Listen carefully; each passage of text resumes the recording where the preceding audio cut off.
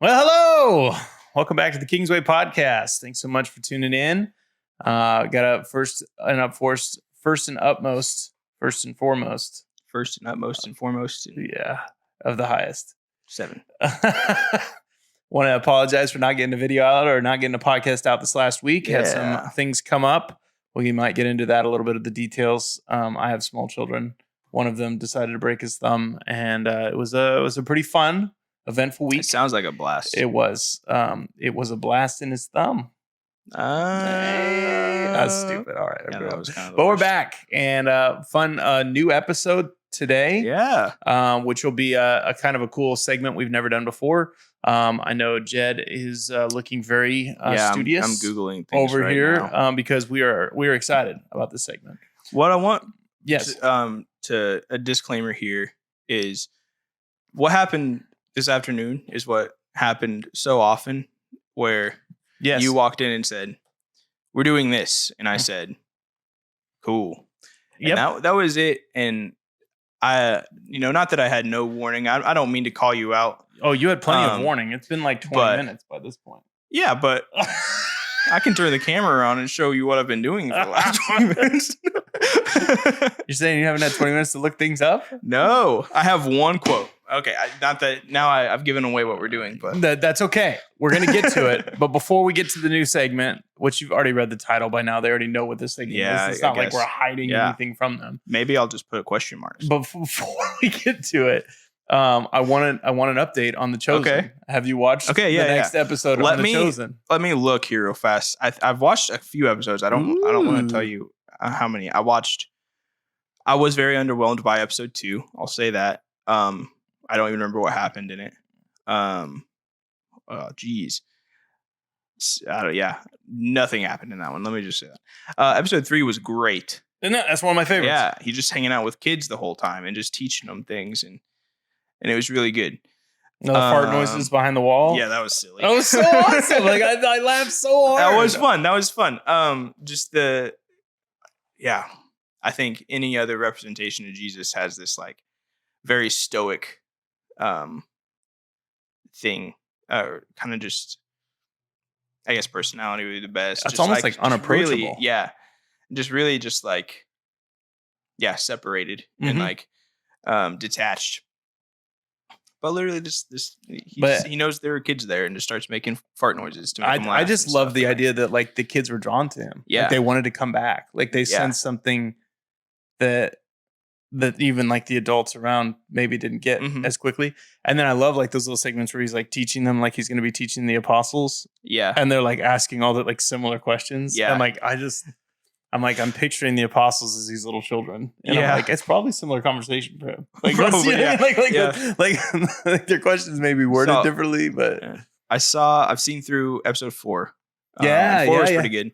What I appreciate about that one was just the imagination of like, so that one includes the calling of Peter, which you can remember is like, he's out fishing all night, all day, hasn't caught a thing. And then Jesus from the shore says, "Hey, throw your nets on the other side." And they haul in a catch that's just wild. Like it fills the boat and almost sinks the boat. Yeah. Oh. But in this episode, it sets it up to where like imagining like maybe he's in financial issues and really needs that, or else he's gonna be in a ton of trouble with Roman citizens and stuff, and with the centurions. And so I don't know, it's kind of fun just imagining just a little bit of backstory there. Oh, that episode ends with one of my favorite things that they did for the first 4, where Peter's like, "What if we just go get the crowds and you do that again?" Yeah. I'm like, he's like totally serious. Yeah. And Jesus is like, Peter, like you could just see Peter's like, "Look, I've got a plan." Yeah. I really liked because James and John, sons of Zebedee, sons of thunder, are there, and they start to go with, Jesus is like, "Yeah, you come with me as well." And one of them like is immediately just like starts walking, and his brother grabs him and like holds him back. And then their dad is like, "What are you doing? Like this guy that we've been praying for centuries is here asking you to follow him. And you're just holding." You're like, yeah. And he's like, "Get out." So I kind of like. I just thought the way that they approached it and everything. It was done so subtly. You knew it was coming, but yet at the same time, it was, just It's really I find it to be. It's not a perfect series. No, I don't want to pretend like it's perfect. Like my biggest complaint so far is there are just times where the music is just really overdone and it's really cheesy and it like just over distracts dramatic you from the moment. But other than that, like acting's pretty decent, dude. And I can tell you, I think the second half of the series is where I think this obviously as you get to know the characters more and they have more to pull off of. And I think as you start to see them building off of a little bit of that like color is what we called it before, where they're taking some of the initiatives to bring these characters to life, and then they start initiating these other stories. You're starting to see the character of Jesus kind of change these guys and kind of call them, which is really, really, really fun. There's like just one moment so far that where someone's acting or like there's just kind of like an iffy moment where I was like, I kind of rolled my eyes a little bit, but that's it in 4 episodes. So yeah, and I will say this is the content too. The way I was trying to explain it to somebody is like, if you remade a series 1,000 times and then this is the 1,001th time, like how many times has this series been taught, explained, filmed, skidded out, So like if you redid the Lord of the Rings thing 1,000 times, like you would have like this thought process of what you feel like treading on dangerous ground. Well, I'm just saying you would have a thought process of like what they should do, and when an actor doesn't get a line right or like doesn't portray, like you would be as critical. And so I feel like some of the Christian critical thinking and thoughts that we have is because we've been around these stories for so long. Yeah. And we kind of have them made up in our minds of what the character would look like, how they would act, what they would, their tone. And so I feel like the series does a good job of finding creative space, but then also being true. What it is it's a good adaptation. Yeah. I love the Lord of the Rings movies because they're great adaptations of the book, not meaning that they're not perfect. They're not perfect to the books. They don't include everything that the books have. They may made some change. The Eagles are in there about as much as the books, bro. Come on. The only thing that they don't have is the actual explanation from the books of why the Eagles wouldn't carry them. There we go. That was I was like, yeah. Because everybody just saw the Eagles at the end, and they're like, "Where the flip did those guys come from?" The book explains there's an actual reason they wouldn't do it. In another episode, we'll get it's a good adaptation where it's they take creative liberties because it's creative. It's and it's done a creative well. Medium. It's done well and it's done with respect. But it's also done with some risk. I like that they took risks. I don't think everybody that watches it is going to be like, oh, well, that makes total sense. I think they're going to go, well, that's an interesting perspective. I like that personally. Yeah. I'm glad we spent another 10 minutes on. Hey, I had this planned. I know you didn't know, but I really do want to follow up with that and continue to see, because I'm curious, because Chosen 2 is being filmed right now, season 2. Yeah. And I'm kind of curious to see if it's something you're going to be like looking forward to season 2, or if you're like, no, this is great. And I know a ton of people will experience it, but I have no desire to watch season 2. So, all right. Well, new segment. You've already read the title. You probably have an idea, but we are doing a full funny, silly, but also I think good kind of little segment called Quotes to Live By. All right. Now, these can be ones that will be embarrassing to repeat and think about because they come from pop culture or movies and things that maybe aren't necessarily like real quotes to live by. But I'll definitely censor some because I know my mom listens. Movies claim that they're quotes to live by. But then also I think it's fun to kind of see the minutia of some Christian writers or some wise people that I know I've been around. There even may be a quote or two that I throw out that I feel like I have heard that has had an effect on my life, but then also some quotes that I have said that I feel like I continually bring up in my own mind. Not necessarily say like, you need to do this, but it definitely shapes my life. I definitely, right before we hit record, I said, I don't have anything prepared. And he said, well, I have these sermon notes from my past sermons that you could look at. You need some ideas. That was definitely 100% an opportunity for you to take advantage of, but you didn't. I'm sure I'll regret it. But then I also have a couple Bible thoughts too that are good that I think will be fun. So let's start with silly ones. These are probably more movie quotes than anything. No doubt. And I love the way that movies try to make things really, really simple.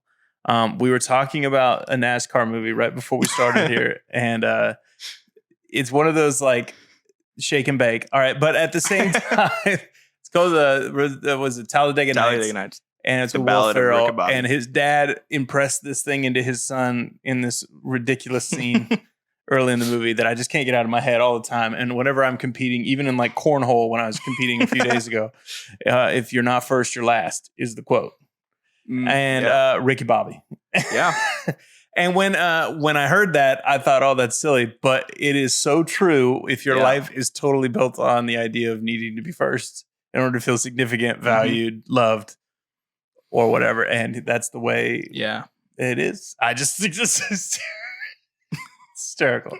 So anyway, can you think of any movie quotes or anything? I mean, I got another one from the very first. It's the very first scene from the Fellowship of the Ring. Ooh. That just sneaks up on me that I feel like is the one that I know you'll remember. I can start it for you. You ready? And something that was not meant to be forgotten. Was lost. I mean, you got it close. Right? What was that? What's it?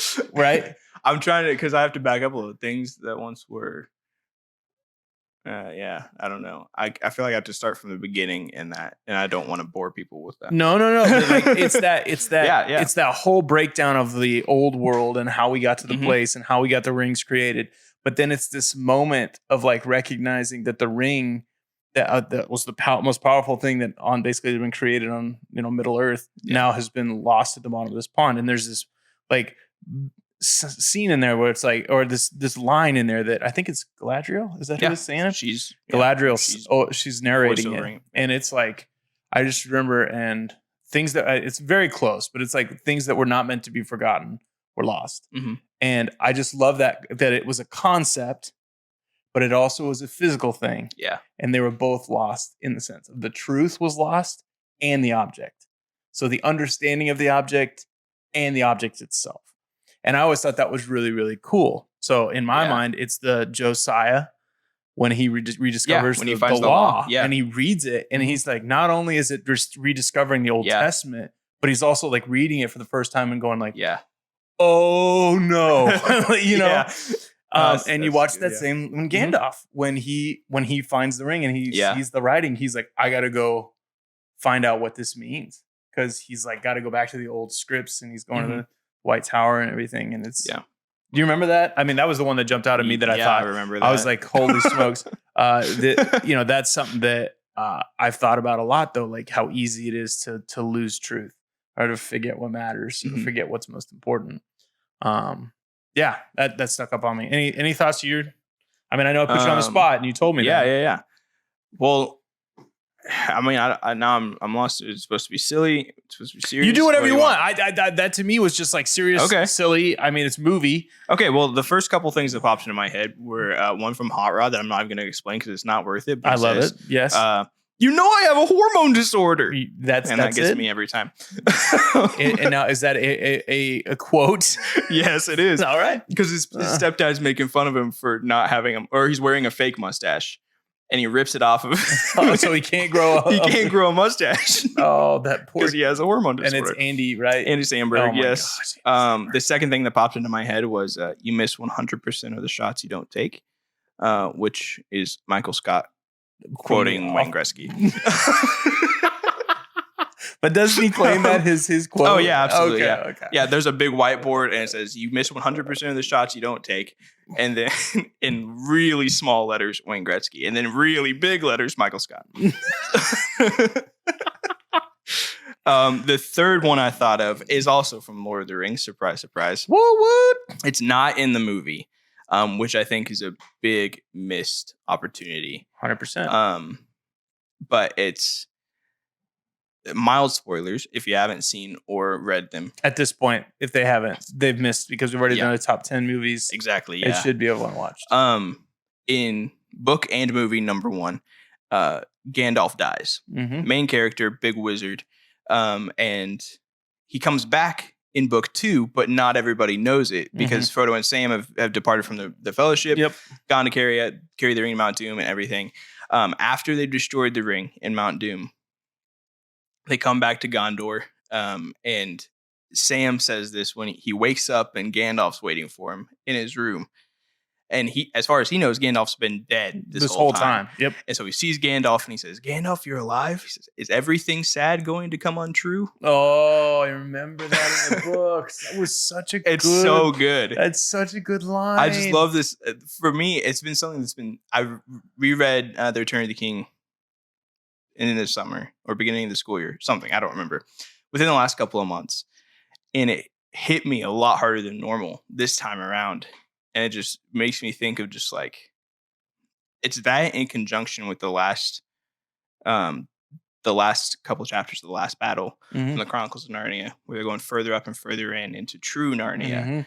And just this kind of ecclesiological or eschatological idea, the end times of everything sad coming untrue. Yeah, and that Revelation, right? Revelation. Return of the King. What?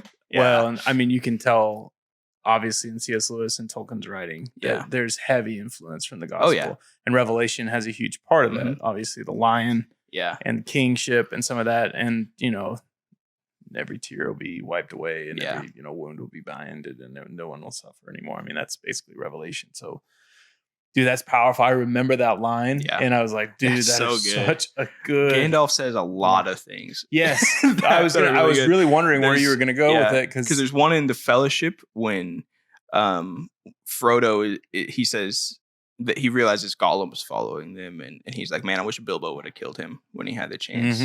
And Gandalf's like, "Not everybody that dies deserves to die, and not everyone that lives deserves to live." And and we have to, I love the imagery of that too, and that's part of why these quotes to live by are really, really healthy. Because I think it's one of those things that I always think a great quote.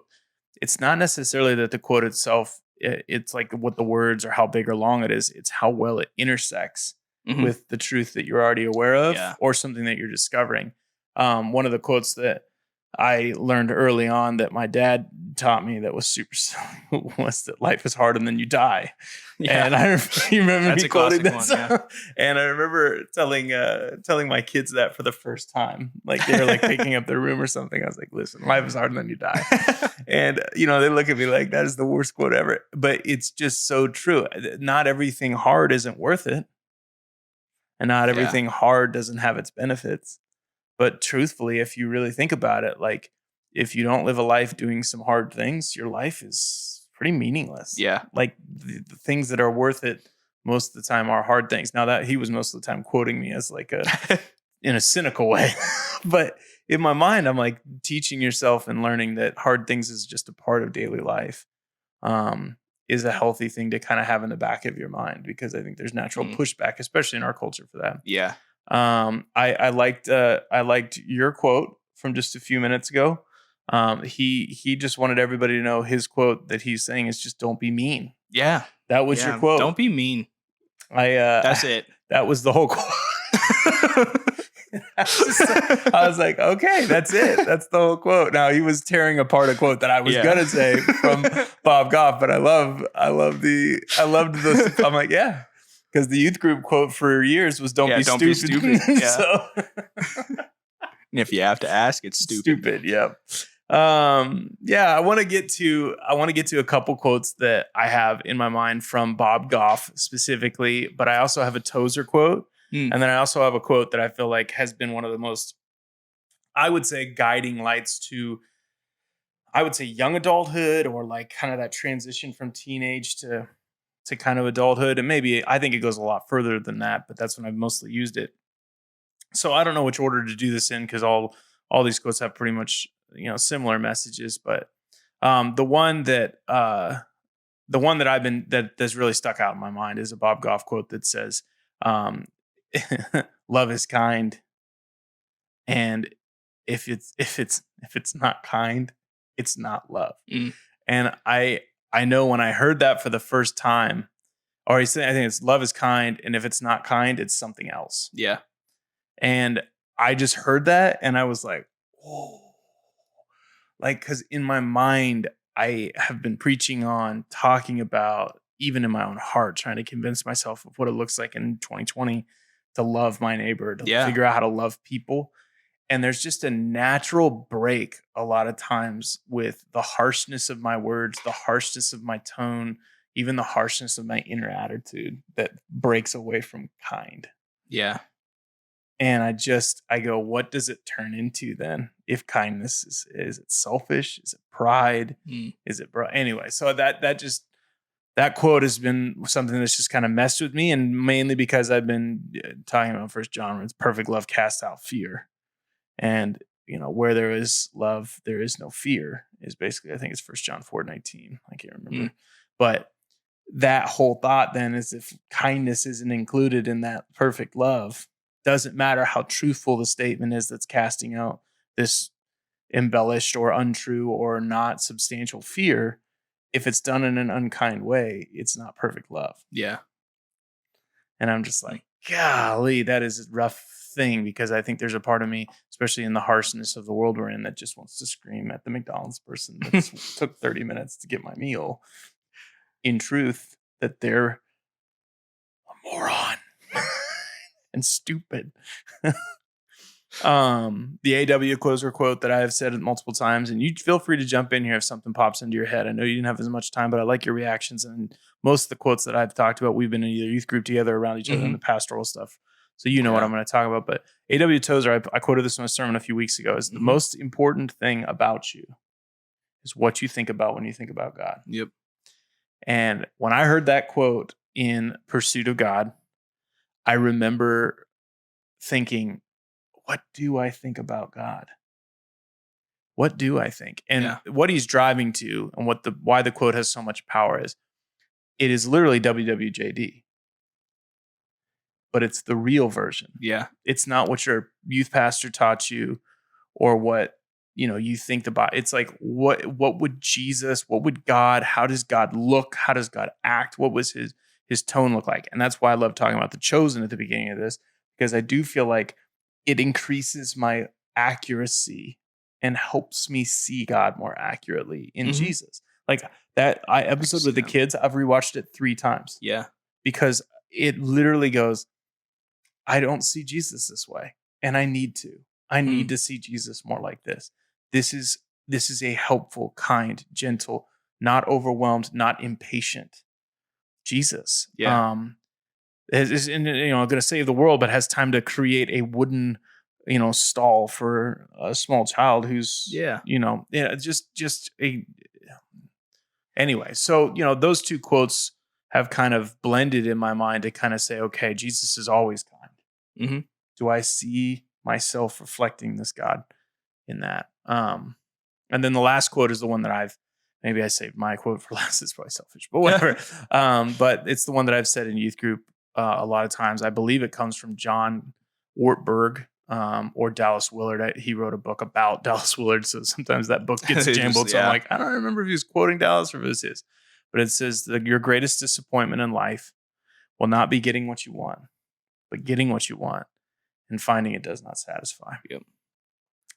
And that quote has probably been the most devastatingly true and hard to recognize before you realize the disappointment, if that makes sense, or sometimes miscalculating where your heart really is at until the missed expectation, or you get what you're hoping for, and then you're like, didn't last. And so I think that's part of just a really helpful calculating thought, of just going like, okay, my greatest disappointment is probably not going to be that I'm not going to be rich. My greatest disappointment is that I'm going to miss the way I am rich. It's like, I'm legitimately going to miss it. I'm not going to realize that I've been rich this whole time. I've been looking for money, and I've been, just trying to identify this, grass is greener on the other side, trying to identify this like bigger and better mentality of, consumerism in me, or just even like exploration of hopes and dreams and like wanting to be, Eugene Peterson's book, The Pastor, he talks about a pastor that wanted to move from a smaller church to a larger church. And he used the words that because my abilities and my talents are being underutilized and undervalued. And he felt like it fractured what a pastor is meant to be when he said that. And because a pastor is meant to identify with those that God would put him in front of and serve. Not that he couldn't call him to a larger church or be a part of it, but there was just a fracturing in that statement.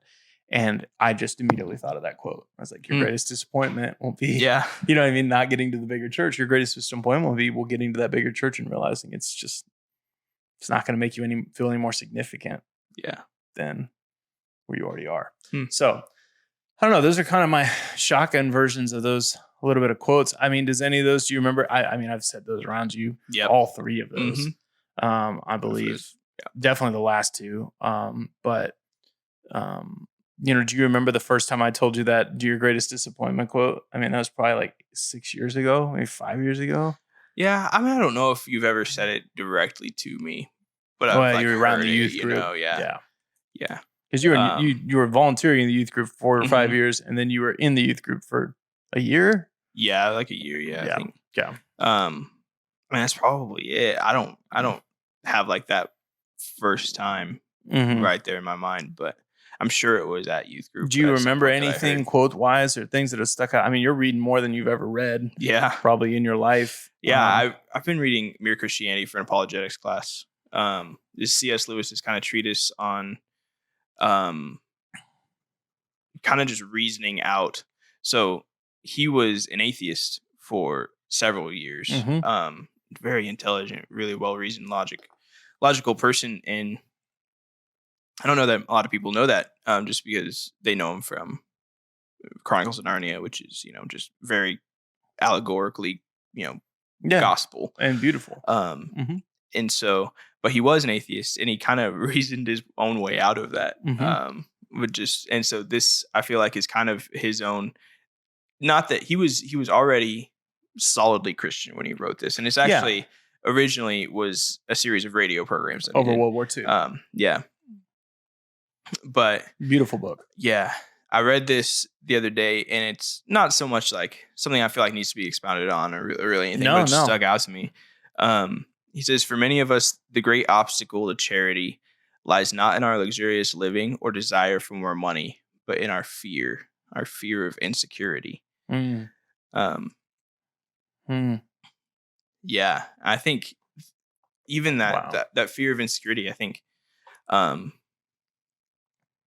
it's not even so much an obstacle for charity. Like, I mean, I agree with that. Like, you know, our fear of like, well, if I give this 20 away to somebody, like, am I going to eat?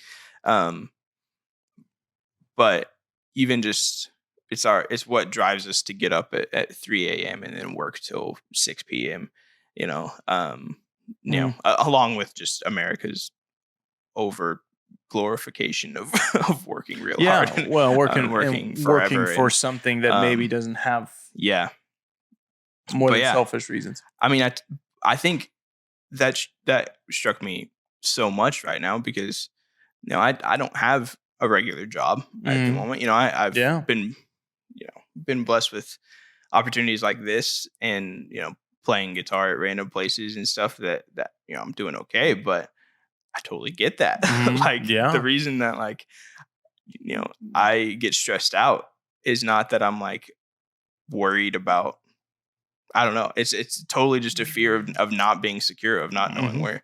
Like, what should I do next? Do I have skills worthy of being paid? Like, who do I even need to try that? I totally get that. Yeah. So, well, I think every week, even when you have a solid job, you still feel unworthy of it sometimes too. Sure. And every time I get up to preach, I know that's my thought process. I'm just like, well, this is the week they let somebody else try this. Like, you know, it's just it's a natural tendency. I was listening to John, our family pastor, talk about the insecurity. They have this impossible shot. Yeah. And that they get to shoot every week, that they get to win a prize at youth group on Wednesday nights.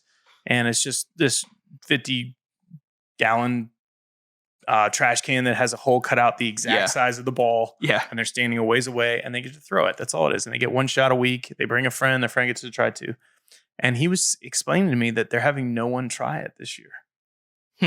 Like even the younger like freshmen that normally are all over like iPad or like iPods or like something really expensive, and they're like no.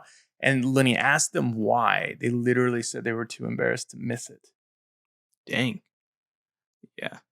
And I, when you like, just to bring everything together, like their greatest disappointment, right?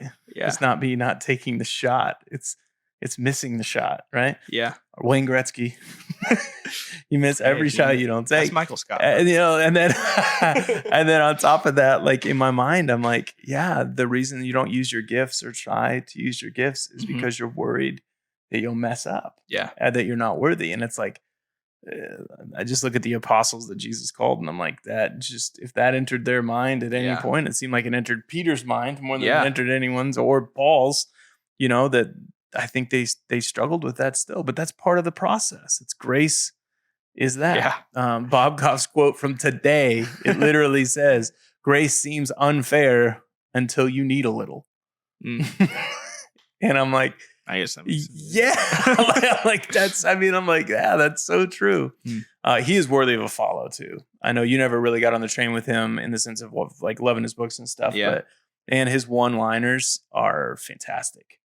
On Facebook, especially, I feel like at this day and age, very hopeful, very, very nice, very uplifting. And social media, that is sometimes a rarity. Yeah. So no doubt. Well, I know that you've probably heard 1,000 quotes today. I want to see your quotes in the comments. Please. Yeah. Tell me the quotes that maybe are silly ones. Give me all your Ricky Bobbies, whatever, 7 pound, 8 ounce baby Jesus. But give me some things that you are thinking about. Maybe there's a quote that has just stuck with you for a long time. As soon as your dad or your mom or an uncle or someone that raised you said to you all the time. Maybe it's a quote that you love from an author or something that you've read. Maybe it's a sermon. Maybe it's something that you're just like, this is something I've heard and it's just stuck with me. Maybe it's something you heard on the podcast and you're like, I'm going to start quoting that. Like that's something that I'm going to say. I'm going to write on my mirror. I'm going to put close. We'd love to see it. So, hey, these are quotes to live by. All right, that's fun. Every single one of them. I hope that if you're not first, you're last. And I hope that you're recognizing that when love is not kind, it is definitely something else. And we definitely need perfect love right now to cast out some fear. So let's just try to be kind and don't be mean. Don't be mean. Just don't. And let's just trust Jesus a little more every day and just trust that as we grow that image, that's the most important thing about who we are. So, hey, you guys have a great and glorious day in the Lord. We'll see you later.